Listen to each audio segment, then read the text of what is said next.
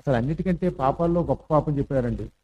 ఏ దుర్మార్గుడు చేత్తో కాని కర్రతో కాని ఎద్దులు కొడతాడో అటువంటి వాడు కల్ప పర్యంతం యమలోకంలో ఖడ్గ నికురంతనం కత్తులతో ముక్కలు ముక్కల కింద నరికేస్తూ ఉంటే దేవదూతలు ఆ నరకంలో ఆ యాతనను పిలుస్తాడు. ఆ నికురంతనం అంటారు అని. అంటే కత్తులతో పరుకో పరుకో నరికి పారేస్తారు.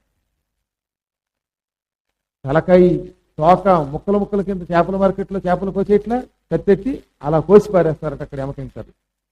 అదిగో ఆ నరకం నుంచి బయటపడడానికి ఇదిగో ఈ పని చేయమన్నారు. పచ్చి తురకాళ్ళు ఉన్నారే, ఆవుల్ని వాటిని అమ్మేసి చంపేస్తున్నారు వాళ్ళు. వాళ్ళందరికీ ఘోర నరకాలు వాళ్ళకి తెలియదు. వాళ్ళే వచ్చే జన్మలో ఒళ్ళంతా రోగాలతో నానాయాత్ర పడుతూ పుడతారు. ఈ జన్మలో రోగాలు, చర్మ రోగాలు, పులుసు రోగాలు వచ్చేస్తాయి వాళ్ళకి. అస్సలు జీవితంలో యావత్ జీవితం వాడికి దుఃఖమే, సుఖం ఉండదు. ఎందుకు వస్తుంది అంటే పూర్వజన్మలో చేసిన ఈ హింస. అటువంటి వాళ్ళందరూ కూడా అచ్చుపోసి ఆబోతులు విడిచిపెట్టమంటారు.